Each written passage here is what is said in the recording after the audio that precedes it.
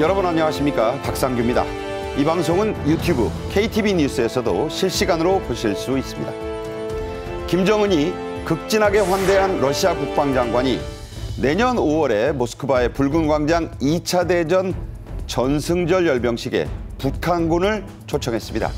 김정은이 북한군과 북한 무기를 이끌고 직접 참석할지 주목됩니다. 더 높은 고도에서 적의 탄도미사일을 막아낼 수 있는 장거리 지대공 무기 LSAM이 순수 국내 기술로 개발 완료됐습니다. K방산의 새 효자가 될 LSAM에 대해 자세히 알아보겠습니다. 트럼프 2기 출범에 따른 관세 장벽과 수출 난관을 극복하기 위해 대기업들이 대대적인 인적 쇄신을 단행하고 있습니다. 롯데그룹은 사장 21명을 교체했고 대기업들도 대폭 세대 교체에 나서고 있습니다. 먼저 고성국 아시아투데이 주필과 함께 말씀 나누겠습니다. 어서 오십시오. 안녕하십니까. 네. 평양을 방문한 안드레이 벨로우소프 러시아 국방장관이 11월 30일 김정은을 만난 자리에서 북한군의 전승절 참석을 초청했습니다. 이렇게 보도가 됐는데, 자, 이 전승절 소련에서부터 생긴 거죠? 네, 이 전승절은 전쟁에서 이긴 날이라는 뜻인데 여기서 말하는 전쟁은 2차 세계대전입니다. 네. 뭐 2차 세계대전 때 당시 소련이 뭐 수천만 명이 죽어가면서 히틀러의 나치군과 싸워서 이겼어요. 이른바 독소전쟁이죠. 네. 그런데 이때 그 2차 세계대전을 일으킨 추축국이 세 나라인데 네. 이탈리아, 독일, 일본입니다. 네네. 그런데 항복한 순서가 이탈리아 무솔리니가 제일 먼저 네. 죽었습니다. 그리고 나서 히틀러가 죽었고, 그리고 나서 일본이 끝까지 버티다가 네. 이제 항복을 했는데, 이때 히틀러가 항복한 날을 기념하는 것이 유럽에서의 전승절입니다. 그게 5월 8일이죠? 그게 5월 8일입니다. 그래서 지금 나토 국가들은 5월 8일을 전승절로 기념하고 있어요. 그런데 이제 소련은 하루 늦게 자기들이 하루 늦게 5월 9일 날 항복을 받았다고 해서 5월 9일을 전승절로 네. 기념하고 있고, 무솔리니하고 히틀러가 다 항복을 하고 죽었는데도 그때까지 일본은 계속해서 전쟁을 하다가 그렇죠. 8월 15일 날 이제 항복을 해요. 이제 원자폭탄 2방 맞고. 예. 그래서 이제 우리나라 입장에서는 8.15가 전승절인 거죠. 네. 그러자 광복절 이렇게 되는 겁니다. 자, 이제 전승절을 기념하는 건 뭐 각 나라가 다 뭐 기념할 수 있는 건데. 네.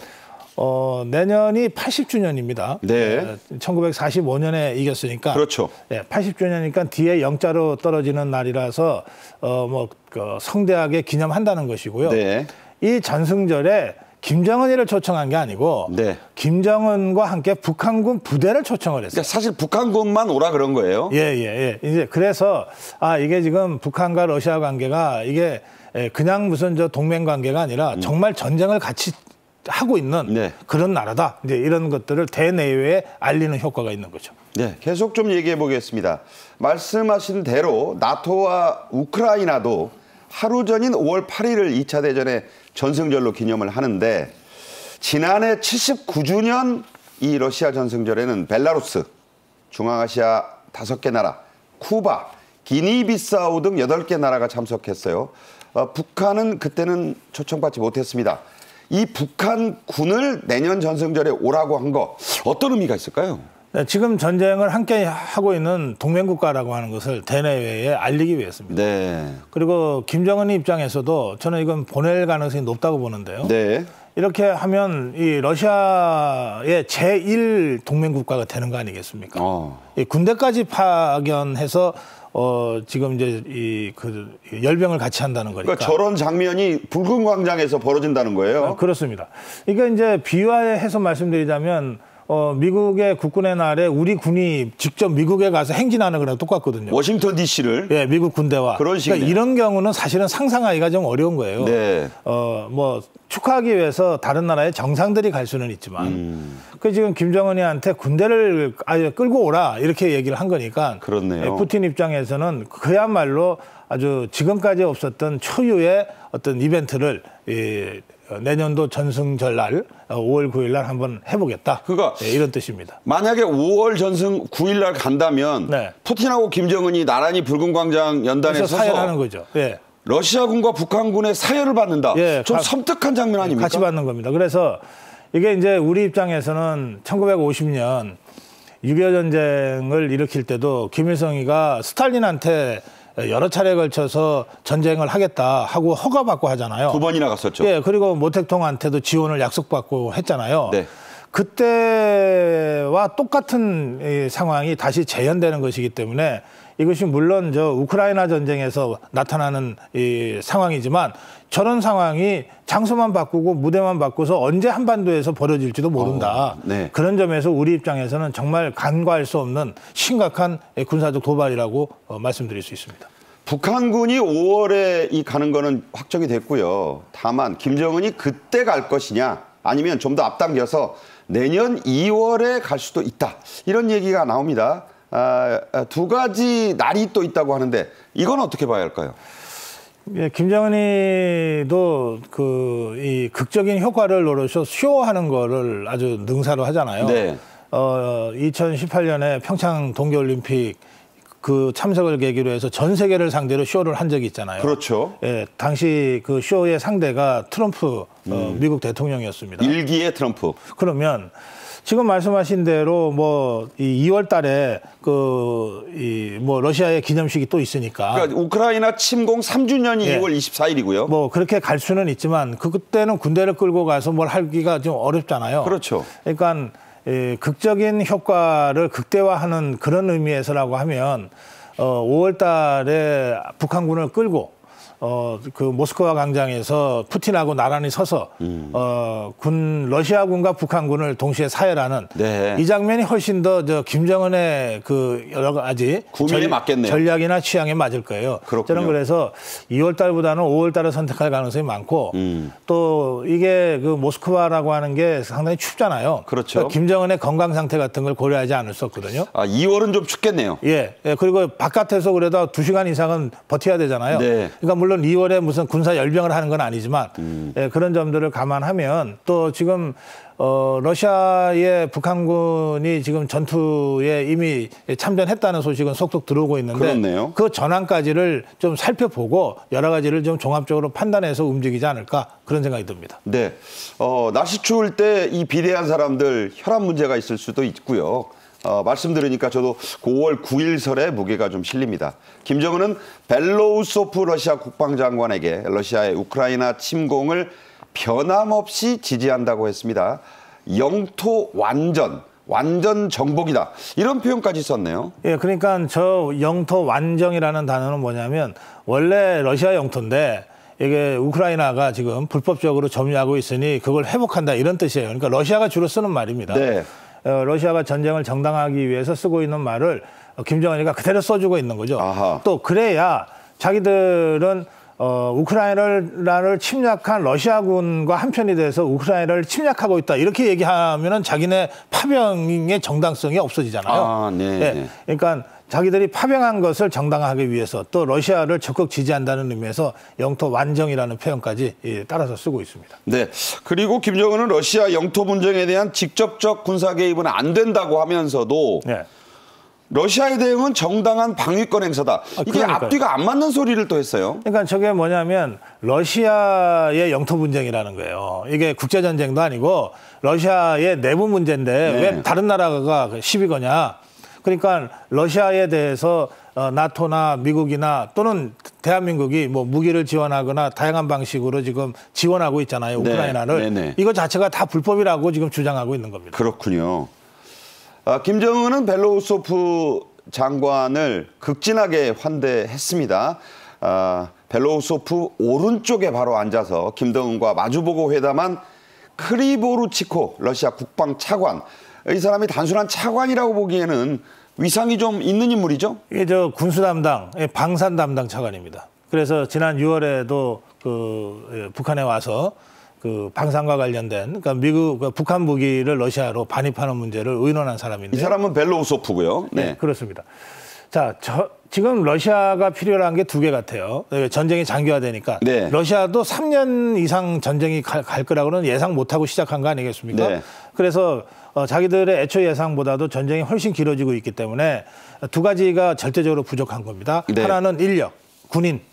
두 번째가 무기죠. 아하. 그 지금 북한은 이미 무기를 여러 차례에 걸쳐서 진작부터 지원해 온 것으로 지금 확인되고 있습니다. 예. 여기에 더해서 이제 마지막에 군 병력까지 파견한 것이거든요. 네. 그러니까 무기를 지원받을 때 여러 가지 형태로 그 딜이 있었지 않겠어요, 협상이. 아하. 그러니까 당장은 받지만은 우월한 무기 체계를 갖고 있는 러시아 입장에서는 뭐 대신 주겠다든지 네. 그것을 주로 담당했던 이 국방차관이 지금 함께 와서 그 국방장관과 함께 김정은의 환대를 받고 네. 또 물밑으로 여러 가지 형태의 그 협상을 하고 아마 돌아갔을 겁니다. 크리보루치코 차관은 6월에 혼자 와서 네. 차관인데도 김정은을 단독으로 만났거든요. 그런 예도 참 드물잖아요. 예, 북한에서 절대적인 존재가 수령인데 김정은이는 그러니까 아무나 함부로 만나주질 않고 네. 일단 만나주면 그것이 일종의 인증이 되는 거예요. 네. 이를테면은 우리 이제 대한민국에서 북한으로 이런저런 이유로 북한에 갔다 온 사람들 중에 김일성이 직접 만나준 분이다. 이거는 북한에서는 뭐 확실한 공인 인증이죠. 1호 만남이라고 하는 네, 거죠. 또는 김정일이 직접 만나줬다. 그러면 그 사람에 대해서는 김정일이가 죽고 없지만 김정일 동지가 만나줬던 분 이렇게 되는 거거든요. 네네. 그러니까 이제 김정은이도 똑같이 그것을 답습하고 있으니까 김정은이가 만나줬다는 것만으로도 그 러시아 국방차관의 위상은 그 적어도 북한 내에서는 확고한 그런 것이고 이런 것들을 러시아가 모를 리가 없잖아요. 네. 그러니까 김정은이가 이번에 국방장관과 차관을 극진히 우대한 것은 그런 여러 가지 효과를 노린 거라고 할 수 있습니다. 그렇군요.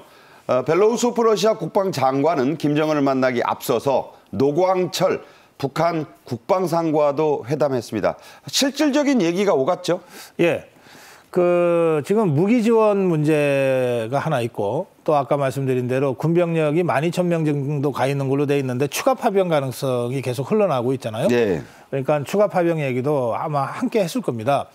물론 뭐 북한 체제이기 때문에 뭐 노광철이 국방상이라고 하더라도 네. 뭐 김정은의 한마디로 모든 게 결정되니까 그렇죠. 그 별 의미는 없다고 할 수 있겠습니다만 네. 어쨌든 이 두 가지 얘기가 심도 깊게 지금 논의가 됐을 거고 특히 이제 무기 지원과 관련해서는 무기만 보내느냐 아니면은 무기에 그 소요되는 소모품 그러니까 포탄도 있고. 포탄이나 예. 총알을 보내느냐 네네. 아니면 무기를 보내는데 그 무기를 최소한 운용할 수 있는 그 이 부속 그 병까지 보내느냐? 그러니까 장비 운용 인력. 예, 그렇습니다. 예. 또 정비까지 포함해서 아니면은 이 무기와 별도로 군을 보내느냐 다양한 수준의 아하. 이 협상들을 해야 되거든요. 네네. 그리고 그게 따른 반대급부는 또 달라질 수밖에 없잖아요.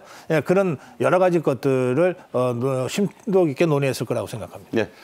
벨로우소프는 국방장관이면서도 경제통입니다. 그러니까 대북 유엔 제재를 우회하는 데 여러 가지로 관여한 인물이고 국방차관은 말씀하신 대로 러시아 방위산업을 총괄하는 장관급 차관이다. 이런 얘기가 되겠습니다. 한편 우크라이나 군이 북한산의 대전차 무기 불세-4를 전장에서 파괴하는 정황이 영상으로 공개가 됐어요. 직접 보겠습니다. 네, 지금 저기가 이제 야간 적외선 카메라로 찍은 장면인데 드론에서 이제 이 파괴한다고 해서 지금 저 모습인데 불세포 체계라고 지금 우크라이나의 매체가 지금 주장을 하고 있습니다. 네. 자, 저 영상 이게 우크라이나가 워낙 그 드론 무기가 발달해가지고 다 드론으로 찍어서 저렇게 공개를 하고 있습니다. 이 영상이 찍힌 곳 일자는 언젠가요? 이게 이제 하르키우에서 찍힌 건데, 그러니까 원래 우크라이나 땅이었는데 네. 러시아가 점령한 지역입니다.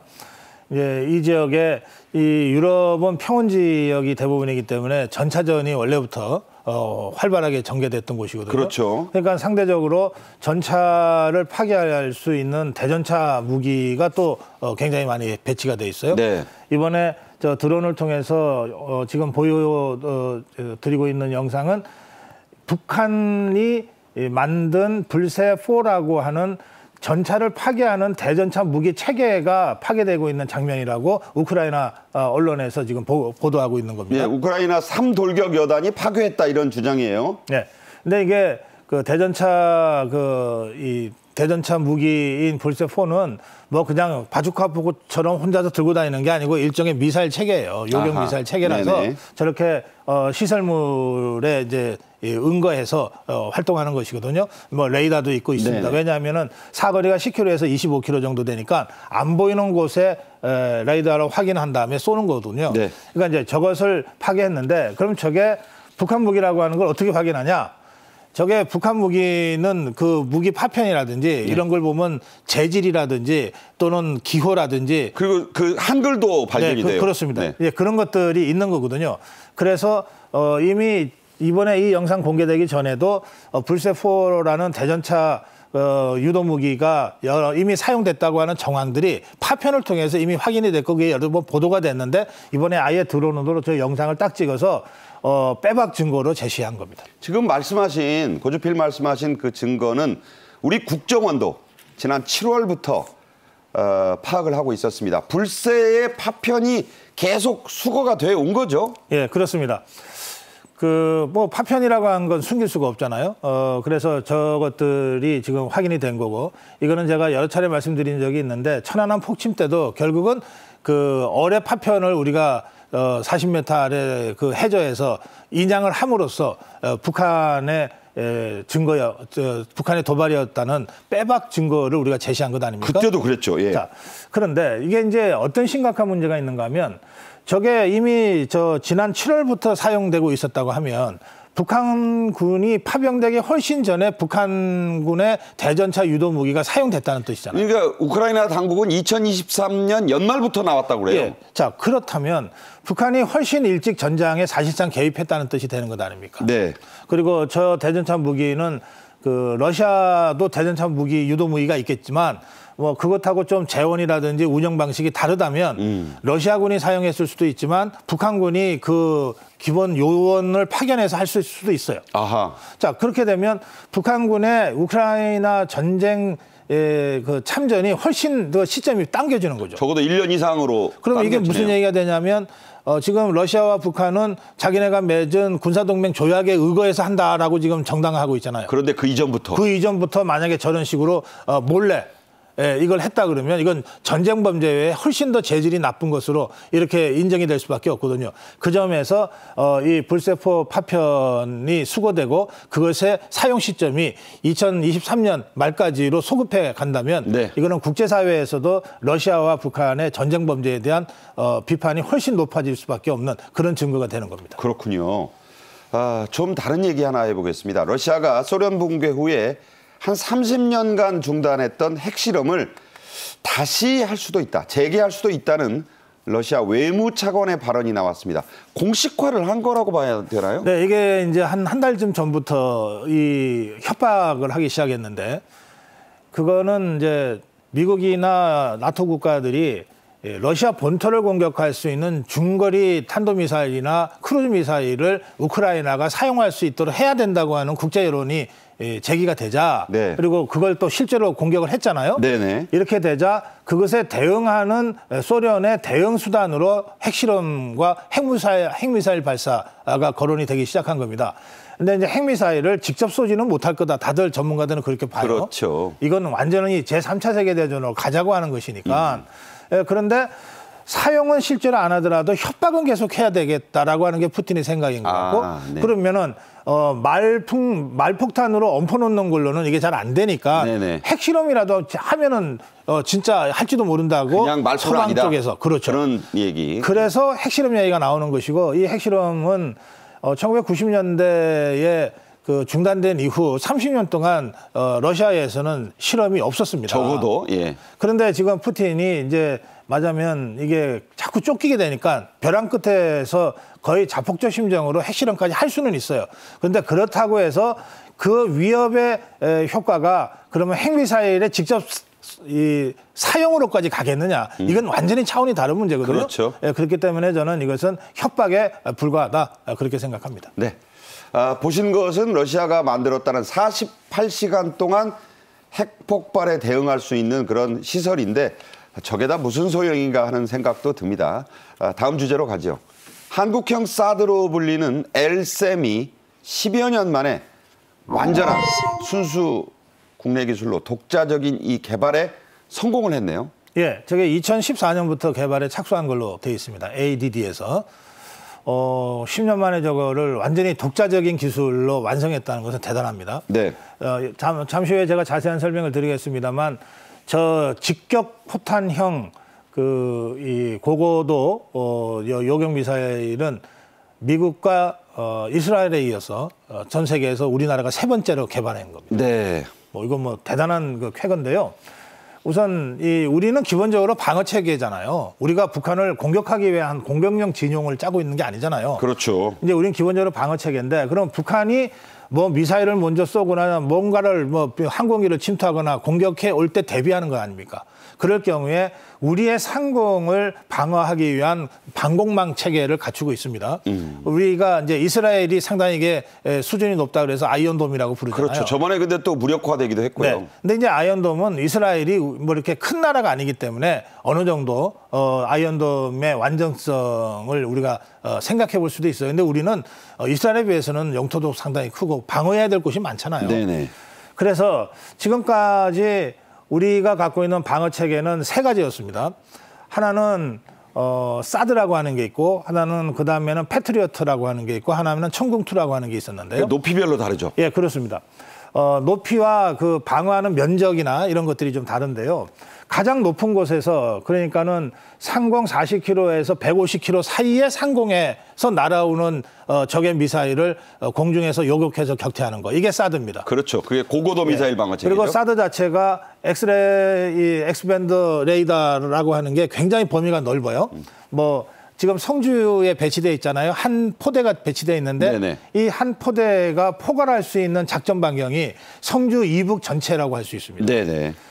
자, 그게 이제 최고 높은 수준, 높은 고도에서 요격하는 것입니다. 그리고 사드는 직격 요격입니다. 직접 날아오는 미사일을 직접 타격해서 파괴하는 거예요.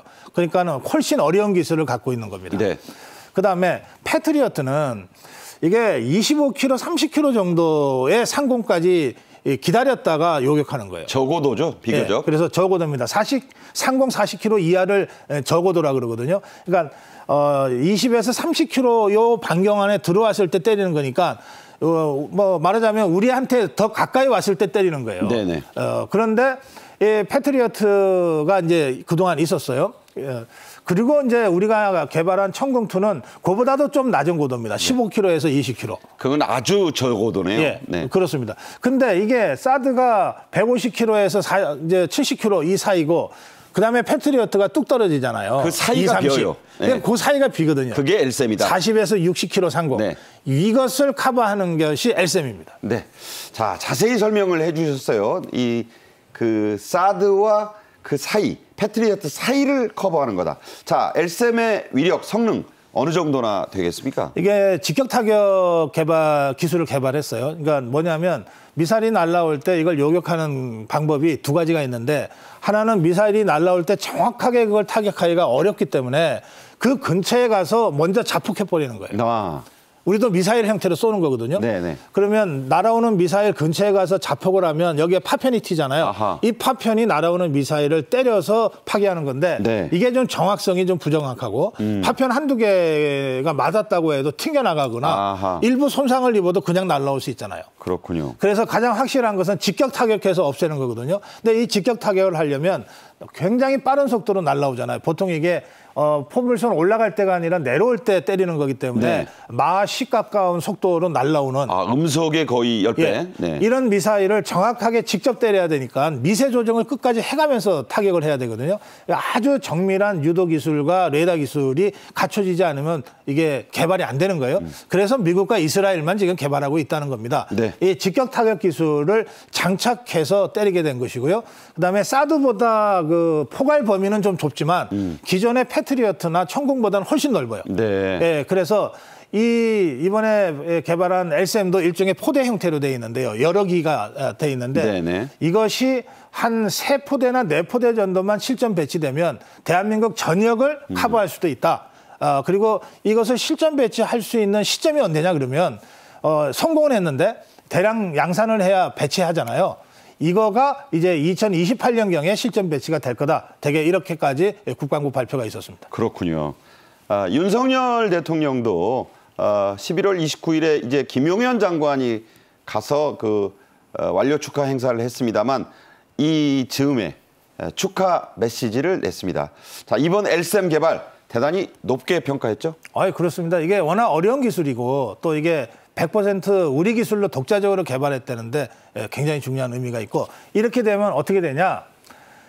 지금 북한의 핵미사일에 대응하는 우리의 삼축 체계 중에서 한국형 미사일 방어 체계가 획기적으로 진전이 있는 것이고요. 네. 지금 우리가 천궁2를 여러 나라에서 수입해 가고 있어요. 네. 근데 천궁2보다 사실은 훨씬 더 위력이 좋은, 효율성이 좋은 무기가 LSM 체계거든요. 그러니까 이제 가성비도 좋고 하니까 K방산에도 효자가 되겠네요. 당연하죠. 10년 동안에 우리가 개발에 투자한 돈은 1조 2천억 정도 되지만 네네. 대량 생산으로 가면 가격이 그보다는 훨씬 다운되지 않겠습니까? 그렇죠. 그런 아주 성능 좋고 가성비 좋은 무기를 다른 나라가 달라고 하지 않을 수가 없죠. 그 세계에서 가진 나라가 세 나라밖에 없는데. 우리나라, 네. 미국, 이스라엘, 우리나라고, 미국이나 이스라엘은 여러 가지 이유로 잘 팔질 않아요. 그렇죠. 그래서 K방산의 새로운 영역을 열어제쳤다, 그런 의미도 부여할 수 있습니다. 네, 아까 고주필도 말씀하셨지만, 자, 이게 언제부터 이제 우리가 많이 만들어서 또 실전에도 배치하느냐. 많이 만들어서 실전 배치 사이에 이제 K방산으로 팔 수도 있는 겁니다. 일정이 어떻게 되죠? 2028년부터 실전 배치를 한다는 건데요.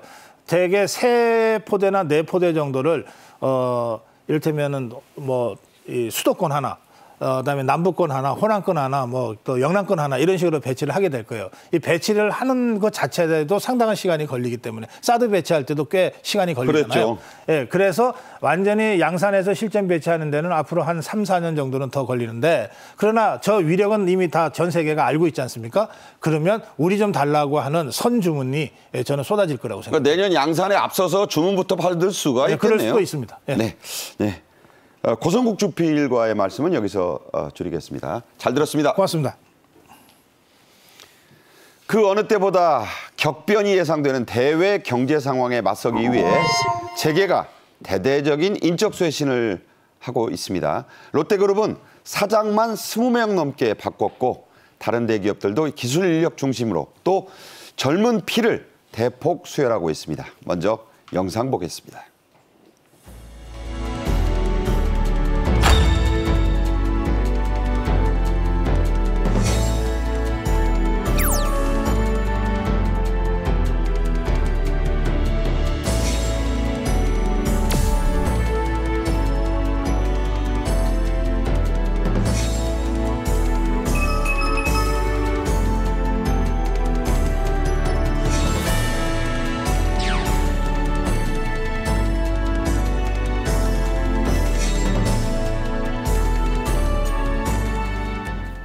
네, 이번 주제는 임종윤 시사평론가와 함께하겠습니다. 안녕하세요. 예, 안녕하십니까. 네, 트럼프 취임 이제 12월로 접어드니까 정말 이제 눈앞에 다가오고 있습니다. 최근 유동성 위기설, 이게 이제 현금이 없어서 자칫 부도날 수 있다, 이런 얘기예요. 쉽게 말하자면 그걸로 시끄러웠던 롯데그룹 창사 이래 최대의 쇄신 인사를 단행했죠. 예, CEO들 3분의 1, 36%를 한 번에 교체를 했으니까 롯데그룹이 창사 이후에 가장 큰 인사였고요. 이번 이 대규모 인사의 핵심은 한마디로 신상필벌, 이렇게 말씀을 드릴 수 있겠습니다. 네. 왜냐하면 이번에 21명이 교체된 CEO 중에서 10명, 그러니까 절반이 화학계열 계열사들 CEO였거든요. 그러니까 서학 부문은 아주 그냥 응징이 됐네요. 그렇죠. 그러니까 저게 이번에 롯데그룹에서 화학 쪽 계열사들의 성적이, 실적이 제일 나빴기 때문이다, 이렇게. 그래서 신상필벌이다, 이런 말씀을 드릴 수가 있겠고, CEO들만 이렇게 대부분 교체한 게 아니라 임원들도 3분의 1 정도로 이번에 교체를 했습니다. 그러니까 세 사람 중에 한 사람은 바꿨네요. 그렇죠. 그러니까 CEO, 그다음에 임원들까지 3분의 1을 교체한다는 거는 굉장한 위기 상황 아니면은 보통 그렇게 하질 않기 때문에, 이렇게 롯데그룹의 임원 인사에서 이런 신상필벌이라는 원칙이 굉장히 강력하게 적용이 됐다, 이렇게 볼 수가 있겠는데, 앞서 잠깐 롯데그룹의 유동성 위기설 말씀을 드렸지만, 유동성 위기설의 진원지가 롯데그룹 화학 계열사들의 대장이라고 할 수 있는 롯데 케미칼이거든요. 그러니까요. 올해 3분기까지 누적 영업이익만 누적 영업 손실이 6,600억에 달하고, 적자가. 예. 3년 전에 비해서 3년 전에는 무려 1조 5천억 원의 흑자를 냈던 회사입니다. 그러니까 3년 새 이렇게까지 적자가 엄청나게 커지니까 그룹 내에서도 결국 이제 칼을 꺼내들었다 이렇게 해석을 해야 되겠습니다. 네. 자, 롯데그룹은요. 그래서 젊은 피도 많이 수혈했습니다. 네. 특히 신동빈 그룹 회장의 장남 부사장으로 승진을 했네요. 예, 신유열 이제 신임 부사장이죠. 2020년에 롯데 일본 롯데 처음 이제 부장급으로 이제 시작을 해서 이제 들어오기 시작을 해서 2022년에 한국으로 넘어왔습니다. 그래서 한국의 롯데케미칼 마침 이번에 문제가 됐던 그 회사에 이제 상무로 이제 있다가 38세네요. 예. 네. 나이가 40도 안 됐죠. 그러다가 이제 이번에 부사장으로 3년째가 근 4년 만에 이제 부장에서 부사장으로 초고속 승진을 했습니다. 오로 아들이니까 그럴 그렇죠. 수는 있는데 네, 상당히 파격적이에요. 네. 그만큼 이제 3세 경영 체제로 롯데가 이제 들어갔다라는 상징적 의미도 분명히 있겠고요. 앞서 잠깐 말씀하신 것처럼 이제 아무래도 이게 젊은 부사장이 이제 그룹 경영 전면에 나서게 되니까 전체적으로 롯데그룹의 경영진들의 이 어떤 연령대도 좀 많이 내려갔습니다. 사실은 원래 롯데그룹이 좀 경영진들이 약간 나이가 좀 많다 이런 평가가 상대적으로 많았거든요. 좀 올드했어요. 그랬죠. 네. 그래서 이번에 이제 그런 부분도 좀 대대적으로 세대 교체를 한다는 측면에서 50대 초중반인 이제 1970년대생 CEO가 12명이 이번에 전진 배치가 됐다. 그러니까 이번에 앞서 말씀드려도 교체된 21명의 CEO 중에서 12명이 이제 70년대생이다. 이게 이제 또 하나의 특징이라고 볼 수가 있겠고요. 임원들도 전체 이번에 바뀐 사람 중 22% 정도가 젊은 임원들로 바꿨습니다. 그러니까 신유열 부사장의 이 본격적인 경영 참여에 힘을 실어주기 위해서 전체적인 경영진들의 연령대도 대폭 낮췄다. 이렇게 좀 해석을 해볼 수가 있겠습니다. 네, 신유열 부사장은 할아버지인 고 신격호 창업주와 꼭 닮아서 아들은 아닌데 신격호 주니어다 이런 별명까지 있다고요? 아마 이제 사진이 나올 텐데요. 실제로 신격호 회장, 그 고 신격호 회장 젊었을 때 모습과 굉장히 좀 유사한 외모가 그렇습니다. 말씀드린 대로 이제 이분은 신격호 회장이에요. 예, 그렇습니다. 네. 할아버지죠. 할아버지. 예. 예, 잠시 후에 나오겠습니다만 신유열 부사장은 이제 2020년에 경영 참여를 시작한 이제 4년 차 이제 경영인 그런 모습이고요. 근데 이번에 좀 중요하게 봐야 될 거는 신유열 부사장이 이번에 부사장 승진을 하면서 맡은 보직입니다. 두 가지인데요, 크게. 네, 야 이게 이제 컬러 사진이 손자인데 닮았나요? 정말 닮았죠. 네. 하나는 롯데지주의 미래성장실장. 이거는 이제 상무 때부터 갖고 있었던 보직이고 이번에 새로 맡은 게 바이오로직스의 글로벌 전략실장입니다. 그러니까 어떻게 보면 롯데그룹의 향후의 미래의 성장, 또 신성장, 동력 이런 부분들을 이제 찾는 작업을 이 신유열 부사장의 양 어깨에 이제 짊어지게 됐다. 그만큼 이제 단순히 후계자 차원을 넘어서 롯데그룹의 미래를 이제 맡게 됐다. 이런 측면에서 굉장히 좀 의미가 있는 인사라고 볼 수가 있겠고요. 다만 이제 과제도 분명히 있습니다. 늘 우리나라 재벌 3세, 4세들이 이제 경영 참여할 때마다 나오는 얘기가 경영 성과를 보여준 게 있느냐. 그렇죠. 보여줘야죠. 예, 이 부분이 하나가 있을 거고요. 두 번째는 이제 군 면제 대상이 오래되기 때문에 일본 국적인데 현재 이걸 한국적으로 아버지 신동빈 회장처럼 이제 바꿀 것이냐 이 부분. 한국말 얼마나 하는가도 중요할 거예요. 근데 신 회장에 비해서 한국말을 좀 서툴다고 합니다. 아, 네. 그러니까 이 부분이 이제 국내에서 조금 이제 받아들여질 때, 소위 말하는 이제 조직을 장악할 때 있어서 이게 좀 마이너스가 될 수 있지 않겠냐 이런 얘기도 나오는데 결국은 아버지 회장처럼 신 회장처럼 이제 그렇게 하나하나 세팅을 해 나가지 않겠냐 생각을 합니다. 네, 한국 그룹의 총수가 되려면 우리말도 좀 해야겠죠. 그렇죠. 신유열 부사장의 모친은 아는 대로 100% 일본인 여성입니다.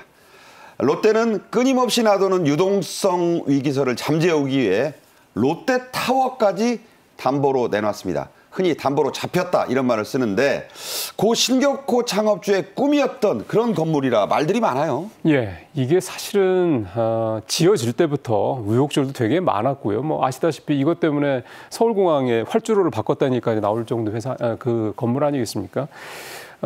사실 이게 돈으로만 따지면 재무 가치로 따지면 한 6조 원 정도의 가치가 있기 때문에 회사 차원에서 봤을 때는 가장 큰 담보물, 가장 뭐 좋은 담보물이면 분명합니다만 또 거꾸로 얘기하면 그만큼 롯데그룹의 상징과 같은 그런 건물이어서 그만큼 롯데그룹의 자금 사정이 심각한 게 아니냐 이런 억측도 좀 있었고요. 또 하나는 롯데그룹의 경영 회생, 그 회생의 의지가 그만큼 강하다 이렇게 두 가지 정도로 의미가 해석이 됐습니다. 근데 그러니까 이걸 내놓고라도 그룹을 살려야겠다. 그렇죠. 네. 근데 지금 앵커님 말씀하신 말씀하신 대로 시장에서는 뭐 채권단이라는 시장 쪽에서는 두 번째 의미, 그러니까 롯데그룹의 회생 의지가 굉장히 강하다라는 쪽으로 해석을 하고 있는 게 또 하나의 특징이다. 좀 긍정적으로 보겠다 이렇게 해석을 해볼 수가 있는 거고요. 말씀하신 대로 고 신격호 회장의 거의 뭐 평생 수건 사업이었던 그런 건물이고요. 이거를 좀 만들기 위해서 30년 넘게 애를 썼고 마스터 플랜만 23번이나 바꿀 정도로 공을 들였고 고인이 돌아가시기 직전까지 방문할 정도로 많이 아꼈던 그런 건물이라고 합니다. 네, 자 롯데가 급하긴 급한 모양입니다. 수익성이 불투명한 사업을 대폭 정리하고 있고요. 특히 호텔, 면세점, 이게 롯데하면 생각나는 게 이런 그렇죠. 것들이잖아요. 이것도 지금 매각할 수 있다 이런 얘기 예, 나옵니다. 지금 말씀하신 대로 롯데하면 생각나는 게 호텔, 백화점, 이런 면세점. 겁니다. 면세점 이런 겁니다. 이게 그만큼 롯데라는 그룹 자체가 이 유통 부문을 통해서 지금의 그룹으로 성장했던 어떻게 보면 그룹의 모태 같은 그런 사업 부문이기 때문에 그런 건데요. 지금 호텔 같은 경우는 크게 두 가지 부문으로 이렇게 투 트랙으로 좀 운영이 되고 있습니다. 하나는 우리가 흔히 잘 알고 있는 소공동 롯데 호텔 같은 이런 5성급 호텔. 네. 그다음에 이제 L7 시티 호텔과 같은 이런 4성급 호텔 이렇게 두 개로 나눠서 좀 운영이 되고 있는데요. 네. 5성급 호텔은 회사의 모태 같은 그런 상징적인 측면도 있고 또 국내 고급 호텔이 이렇게 많지 않기 때문에 이 고급 호텔에 대한 수요가 계속해서 있습니다. 그렇죠. 그래서 이 5성급 호텔들은 그대로 유지를 하고 이 말씀드린 L7이라든가 시티 호텔과 같은 4성급 호텔을 매각해서 유동성을 확보하겠다 이런 전략을 현재 좀 하고 있고 면세점도 좀 글로벌하게 14개가 운영되고 있는데 사실은 적자거든요. 그렇죠. 그래서 이 면세점도 이번에 좀 정리를 하는 쪽으로 해서 손실도 줄이고 대신 유동성도 확보하는 이런 식의 투트랙 방향으로 좀 이 유통 부분을 좀 손을 보겠다 이렇게 얘기를 하고 있습니다. 네. 자, 롯데는 적극적 이런 대처에 나서는 한편으로요. 그룹에 막대한 피해를 줬다고 본 이 루머 유포자, 롯데가 돈이 없어 부도날 수 있어 이런 말을 한 사람을 좀 찾아서 처벌해달라. 수사를 의뢰했네요. 이거는 롯데그룹이 어떻게 보면 이번 사태를 얼마나 엄중하게 생각하고 있느냐를 상징적으로 보여주는 대목이라는 생각이 듭니다. 잘 아시는 것처럼 사실 연예계에서 어떤 이제 이런 어떤 헛소문들을 유포했던 사람들을 뭐 끝까지 추적해서 뭐 발본세거나 이런 식의 얘기들이 많이 나오는데 선처 없다 그런 거잖아요. 사실 재계에서 이런 얘기가 쉽지 않거든요. 왜냐하면 이게 그만큼 시장에 미치는 영향력이 있기 때문이다. 그러니까 무슨 말이냐면 진짜 뭐가 있는 거 아니야? 이런 식의 새로운 의혹들을 또 끄집어낼 수 있기 때문에 이런 얘기를 재계에서는 큰 기업들은 웬만하면 잘 안 하는데 롯데그룹이 이 얘기를 이렇게 공식적으로 했다는 얘기는 그만큼 회생에 자신이 있다라는 거고 롯데그룹이 이렇게 자금난 뭐 이런 유동성 위기설 얘기가 나온 데는 뭔가 배후가 있다라고 의심을 한다. 이제 그만큼 이제 롯데그룹의 유동성 위기에 대해서 그만큼 큰 문제가 없다라는 거를 거꾸로 보여주는 대목이라고 볼 수가 있겠습니다. 자, 롯데 얘기는 이쯤 하겠습니다. 우리나라의 대장주였던 이 삼성전자 여러 가지 악재가 좀 있어요. 여러 가지 캐즘도 좀 있고 임원진을 대거 물갈이하고 있죠. 삼성전자가 롯데그룹보다 먼저 사장단 인사, 그다음에 이제 임원 인사를 단행을 했습니다. 원래 매년 12월에 하던 걸 작년부터 11월로 땡겨서 하고 있는 것도 벌써 삼성전자가 이 삼성그룹이 예전보다 좀 더 위기의식을 갖고 있다라고 해석도 되고 있었는데 어쨌든 이번에 삼성전자는 지난주에 사장단 인사에 있어서 임원 인사도 단행을 해서 부사장 35명, 상무 92명 등 총 137명을 승진을 시켰는데 승진 규모가 예년에 비하면 확실히 좀 줄어들었습니다. 네. 그만큼 성과가 부진하다는 얘기가 될 것 같고요. 크게 보면 30대 상무, 그다음에 외국인, 여성 임원들이 좀 배출이 좀 됐고 특히 이번에 39살의 이 DX 부문, 이 휴대폰이랑 가전 부문이 DX 부문이거든요. 이쪽에서 39살의 하지훈 상무가 최연소 임원으로 승진하는 게 좀 눈에 띄고요. 외국인 CT 쪽 상무라고 하는 분도 동남아를 총괄하는 그런 담당 상무인데 이번에 상무 승진을 했고 여성 상무도 이번에 8명이나 발탁이 됐는데 어쨌든 임원 인사가 예년에 비하면 조금 줄어들었습니다. 네, 삼성하면 반도체, 전자 이런 것들이었는데 여기도 요새 사실 좀 불안하니까 그렇죠. 뭔가 이게 특단의 조치가 필요하다. 이번 인사에 좀 반영을 많이 했죠? 그게 이제 사장단 인사의 가장 핵심적인 내용이라고 볼 수가 있겠습니다. 그러니까 반도체 부분에 부회장이 있는데 전영현 부회장으로 이분이 반도체 부문의 한 섹터인 메모리 사업부의 이 부장, 사장까지 담당을 하게 돼서 이제 겸직을 하겠다는 게 굉장히 좀 이례적인 인사로 좀 얘기가 좀 되고 있고요. 또 하나 7년 만에 저런 조치를 내린 거예요. 원래 이제 메모리 사업 부장을 전 부회장이 전에 했었는데 이번에 7년 만에 그 자리까지 다시 겸직을 한다는 거고 제가 좀 의미 있게 보는 파운드리 부문입니다. 왜냐하면 파운드리 부분이 지금 계속해서 대만의 TSMC 지금 밀리고 있어서 그러니까 반도체 위탁 생산 부분이요. 그렇죠. 네. 그러다 보니까 이게 삼성의 파운드리 부분이 계속 빅테크를 비롯한 이런 고객들을 놓치고 있는 상황이거든요. 이게 굉장히 중요한 사업인데 이재용 회장도 이 부분을 살리라고 얘기를 했었고, 그래서 이번에 파운드리 사업 부분은 기존에 있는 사업부장 즉 사장 외에 최고 기술 담당 사장을 별도로 뒀습니다. 그러니까 투트랙으로 가겠다는 그렇죠. 거예요. 그래서 기술적인 측면에서 대만과 좀 밀려 있는 대만 TSMC에 좀 뒤쳐져 있는 이 부분을 최대한 빠른 시간 내에 좀 따라가겠다 이런 의지를 좀 보인 거고요. 그다음에 전영현 부회장 메모리 사업부는 SK하이닉스에 뒤지고 있는 HBM 사업의 이 부분을 빨리 좀 회복시키겠다, 이렇게 두 가지 명으로 좀 볼 수가 있겠습니다. 네. 현대차 얘기로 좀 가보겠습니다. 이번 재계 인사의 중요 특징이 나타났는데 트럼프 2기 출범에 맞춘 겁니다. 그래서 미국 통은 많이 자르는데도 유임되거나 중용을 했어요. 자, 현대차도 예외가 아니죠? 예, 현대차 인사가 어떻게 보면 이번 연말 재계 인사에서 저는 가장 파격적인 인사였다라고 생각이 듭니다. 왜냐하면 현대차의 총괄 CEO, 그러니까 현대차를 전 세계를 다, 국내를 비롯해 전 세계 다 총괄하는 CEO의 호세 무뇨스라고 하는 글로벌 COO, 최고 운영 책임자를 임명을 했거든요. 이분이에요? 예, 네. 지금 나오는 분인데요. 이게 사실은 현대차 역사상 처음 있는 일이고요. 외국인이 이제 현대차의 CEO를 한다라는 거. 그다음에 또 하나 의미가 있는 게 성김이라고 하는 분이 있습니다. 주한 미국 대사. 예, 그렇죠. 예. 그러니까 미국에서 미국 사람인데 이제 한국 대사를 했던 그런 인물인데, 이분이 이제 사실은 이제 국제통이죠. 그다음에 외교안보 이런 쪽에 굉장히 오랫동안 근무를 했던 그런 분이고, 이분을 사장급 고문역으로 위촉을 했습니다. 4개 정부에서 일을 했어요. 예, 고위 관료죠. 그러니까 이제 이 두 사람의 인사 내용을 보더라도 현대차 그룹의 정의선 회장이 어떤 목적을 가지고 이번 인사를 했는지를 좀 읽어볼 수 있는 건데요. 첫 번째는 트럼피즘, 즉 트럼프 당선인의 이 미국 우선주의에 적극적으로 대응하겠다는 거 하나, 또 하나는 단순히 이제 자동차 회사가 물건만 잘 만들어서 파는 게 중요한 게 아니라 글로벌 경제 질서, 그다음에 외교 질서, 그다음에 외교 안보 문제까지 이런 흐름까지 잘 담아내지 못하면 이제 기업의 생존이 위태로울 수 있다는 거를 인사에 녹여냈다, 이렇게 볼 수가 있겠습니다. 네, 방금 보셨지만 롯데에 21명의 사장이 교체되는데 펜실베니아대 MBA를 하고 온 사람은 총괄 유통대표를 유임시켰습니다. 예. 그 정도로 지금 미국 통을 중시한다, 이런 그렇습니다. 얘기를 해드릴 수 있겠고요. 정부도 가만히 있지 않습니다. 안덕근 산업통상자원부 장관이 최근 인터뷰에서 트럼프 이기는 우리에게 기회로 될 수 있다, 기회로 삼아야 한다, 이런 말을 했어요.